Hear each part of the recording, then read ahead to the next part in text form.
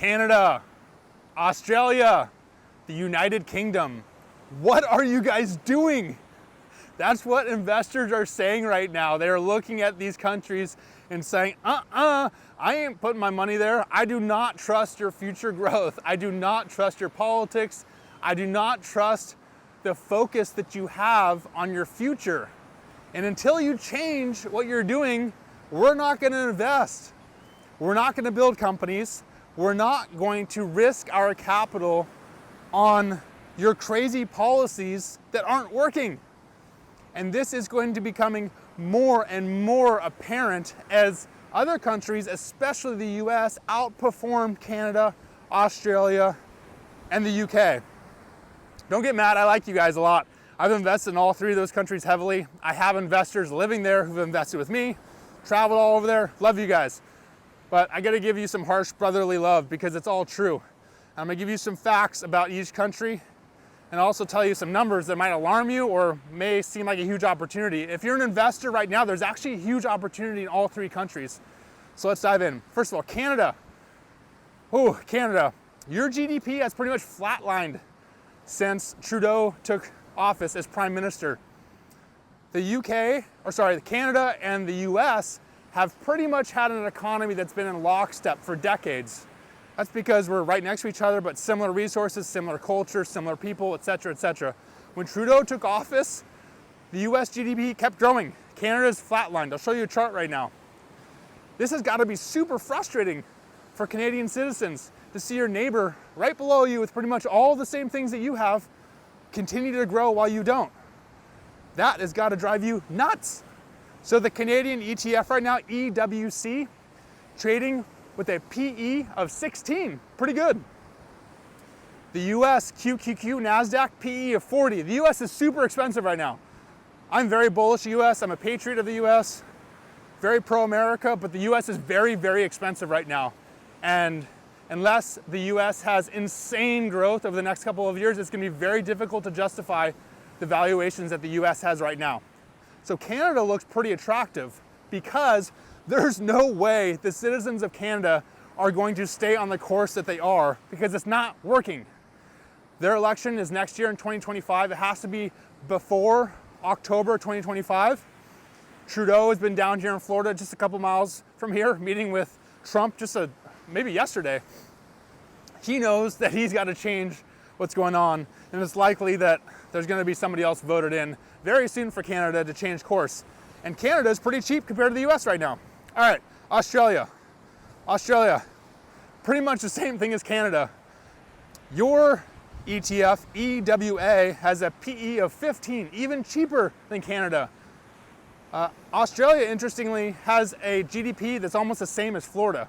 So a US state has the same exact GDP as Florida, even though we have a little bit smaller population.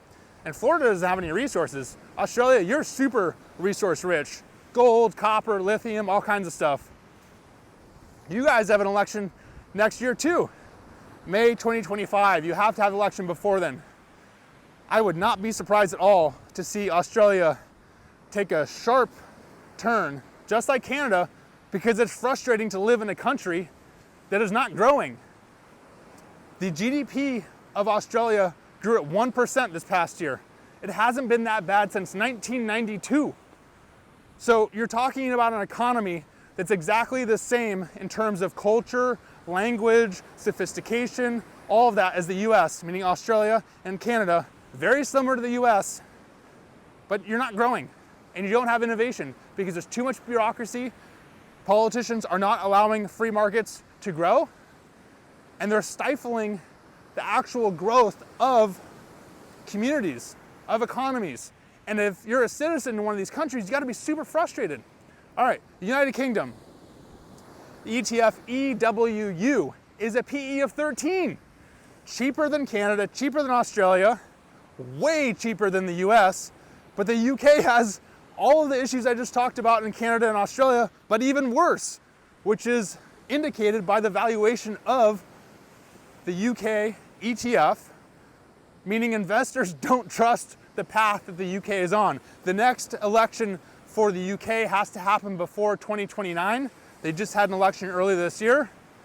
And Keir Starmer has already made some public comments specifically about immigration, which leads me to believe that he may be shifting course on his own, because he realizes is that he sees what's happening in the US, he sees the markets booming in the US, he sees what's about to happen, meaning the US is likely going to strip away a lot of bureaucracy, lower taxes, be very pro-business, and he sees that in the UK and says, uh-oh, we gotta change course because we need to stay up, or at least try to compete with the US.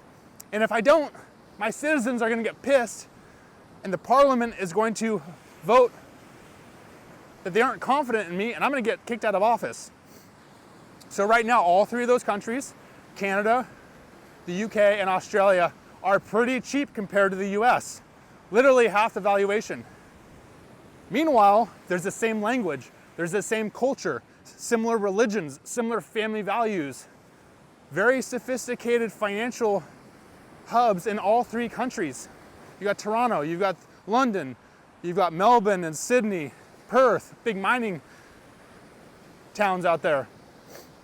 Very similar all across, except the big difference is the fact that Canada, Australia, and the UK are not growing like they should be. And it's becoming more and more apparent as the US grows, as the US continues to outpace the rest of the world.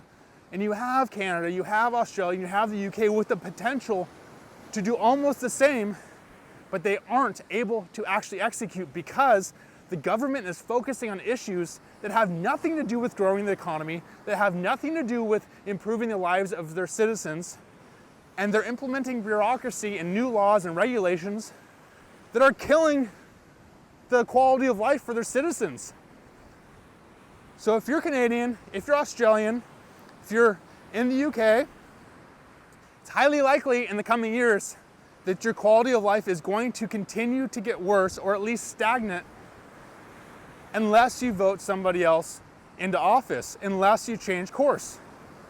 Pretty obvious. I mean, it happened in the US. It's happening. That's why Trump got elected. Everybody wants to point fingers and talk about the far right this and blah, blah, blah, blah, blah. And oh, there's Russia that and all this corruption and da, da, da, da. At the end of the day, people care about what their lives are like. And when you go to the grocery store and it costs more money to buy groceries, or when you start a business and it's more difficult, or when you pay your taxes and you feel like you're not giving services in return, when you feel like your quality of life and your everyday routine is getting worse, or at least it's not getting better, you get frustrated. You get frustrated with the people who are leading your country, and you decide to change your mind, and you decide to say, look, that's not working, let's go with some other thing. That's why Trump got elected. And that's a frustration that many people have around the world, but especially for Canada, especially for the UK, and especially for Australia, it's much, much more relevant because those countries are much more similar than the US than any other country in the world. So it's very easy for Canada, for Australia, for the UK to catch up to the US. You guys have sophisticated financial centers, you have great infrastructure, you have great roads, you have safe communities, you have highly educated people, you have hungry people, people who want to work, who want to build things, who want to go out into the world and make things happen. You just got to have your governments enable you to do that, or take off the shackles and let you run free. All right, guys, that's enough of a rant. But I'm serious. I think there is an opportunity to invest in all three countries. They're half the value of the US right now, and you got to wait. It's going to take some time to change, but that's what investing is, patience.